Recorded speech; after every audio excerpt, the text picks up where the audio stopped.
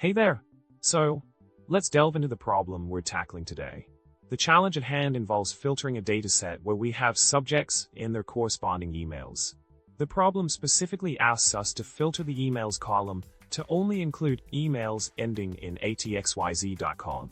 Quite an interesting problem, right? Now, let's focus on the solution to this problem. Recall the code snippet provided earlier? Yes, that's our key to success here.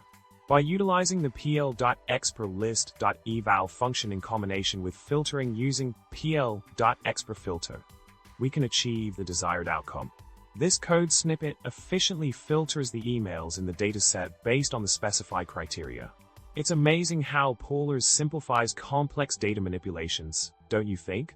Continuing with the solution, it's fascinating to see how concise yet powerful the Polars library is in handling such tasks. The code snippet shared earlier beautifully demonstrates how we can effortlessly filter out the emails not ending in atxyz.com. By using a combination of functions, we can elegantly transform the dataset to meet our requirements.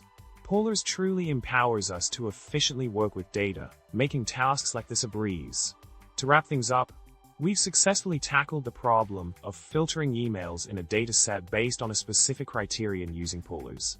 The journey from defining the issue to implementing the solution has been both educational and rewarding. Remember, with the right tools and techniques, handling data operations can be seamless and enjoyable. Well, that's all for today. I hope you found this data manipulation journey insightful and fun. Don't forget to like, subscribe, and leave a comment below.